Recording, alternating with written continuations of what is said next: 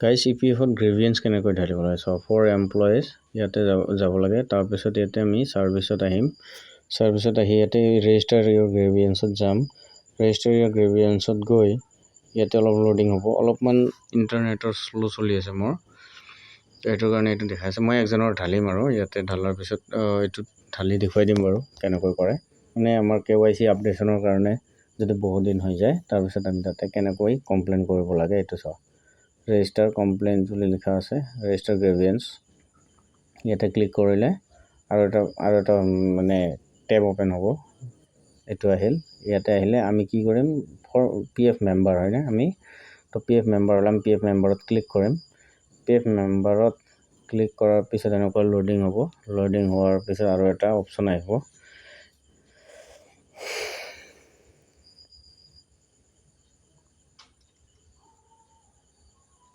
অলপ internet slow' কাৰণে এনেকুৱা লেট হৈ আছে তাৰপিছত ইয়াতে নো মাৰিম কাৰণ আমাৰ ID আগৰ পৰা নাই ইয়াতে UN নাম্বাৰ ঢালিম ইউনিভাৰ্চেল একাউণ্ট নাম্বাৰটো মই হাইড কৰি দিছোঁ নাম্বাৰটো আপোনালোকৰ যিটো হয় সেইটো ঢালিলে হ'ল তাৰপিছত কেপচা তলত কেপচা ঢালি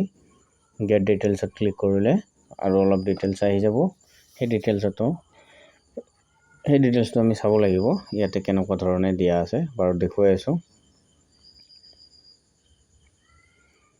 তলত অপশ্যনটো আহিলে ইয়াতে আমি এতিয়া আকৌ কৰিব নালাগে গেট OTPত ক্লিক কৰিব লাগে ৰেজিষ্টাৰ্ড মোবাইল নম্বৰত OTP আহিব OTP আহিলে এইটো আমি ইয়াতে OTPটো ঢালিব লাগে এইটো হ'ল PFত যিটো মোবাইল নম্বৰ দিয়া থাকিব সেইটোতে আহিব তাৰপিছত OTPটো ঢালি ইয়াতে ছাবমিট ক্লিক কৰিলোঁ ছাবমিট ক্লিক কৰাৰ পিছত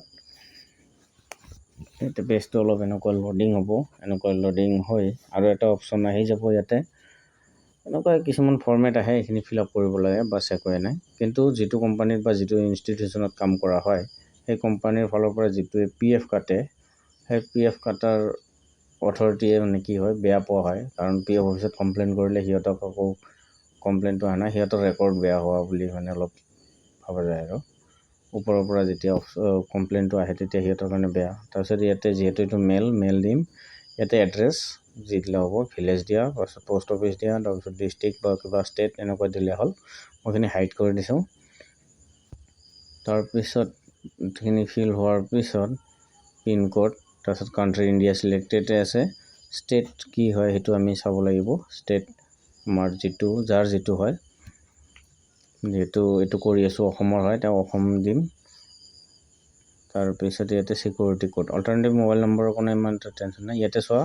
এইটো ইয়াৰ নম্বৰত 3 জেগাত কাম কৰা আছিলে তো 3টা ID শ্ব' কৰি আছে তলত তো ID কেইটা মই হাইড কৰি দিছোঁ চিকিউৰিটি ৰিজনৰ কাৰণে তো ইয়াতে কেপচাটো ঢালাৰ পিছত ইয়াতে যিটো IDত কমপ্লেইনটো কৰিব লাগে সেই IDটো ক্লিক কৰি দিলে হৈ গ'ল 3টা ID শ্ব' কৰি আছে তাৰে এইটো হ'ব মাজৰটোত ক্লিক কৰি দিলে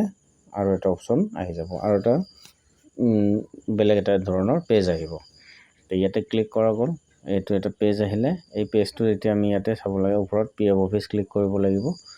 আমি অফিচত কমপ্লেইন কৰি আছোঁ হয়নে মেম্বাৰ হৈ PF অফিচত কমপ্লেইনটো কৰি আছোঁ কিহৰ কাৰণে KYC আপডেশ্যনৰ এখেতৰ কি হৈছে বেংকৰ একাউণ্ট নম্বৰ আৰু পান কাৰ্ড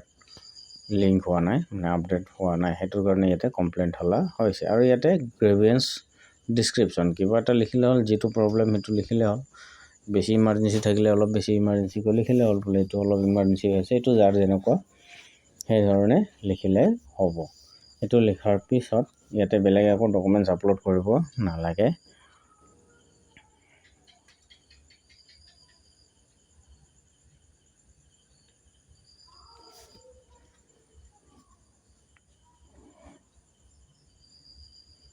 এইটো কমপ্লেইন এইটোৰ কাৰণে কৰিব লগা হৈ যায় কেতিয়াবা কিহৰ কাৰণে ইহঁতে আকৌ অলপ সেনেকুৱা ধৰণে কৰিম আৰু এনেকুৱা ঢিলা ঠিক আছে তো PF অফিচত কমপ্লেইনটো কৰিলে মানে তাৰ পৰা যেতিয়া কমপ্লেইনটো ইফালে আহে তেতিয়া মানে সিহঁতৰ গাত লাগে যে আমাৰ কামটো কৰিব লগা হৈ আছে তো সেইটো কাৰণে এইটো কৰা হয় বেলেগ একো নাই কিন্তু তাৰ লগত সিহঁতৰ সম্পৰ্কটো বেয়া হয় ঠিক আছে তো ইয়াতে আমি ছাবমিট মাৰাৰ আগতে এইটো কৰিলোঁ কৰাৰ পিছত ইয়াতে মাৰিম এড কৰাৰ পিছত এনেকুৱাকৈ আহিলে এইটো আকৌ ছাবমিট কৰিলে এটা যেনেকুৱাকৈ কমপ্লেইন নাম্বাৰ আহে সেনেকুৱাকৈ এটা নাম্বাৰ আৰু এইটো নাম্বাৰ আহিলে ৰেজিষ্টাৰ নাম্বাৰ এইটো কমপ্লেইন কৰা হৈ গ'ল এতিয়া এইটো দি আমি এতিয়া ষ্টেটাছ চেক কৰিম এইটো নাম্বাৰ মেছেজতো আহি যাব মোবাইলত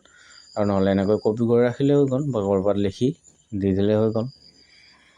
ঠিক আছে তো এইটো ষ্টেটাছ চেক কৰোঁতে এইটো নাম্বাৰেই লাগে মই কপি কৰি ল'লোঁ ইয়াৰ পৰা লৈ ইয়াতে ষ্টেটাছত যাম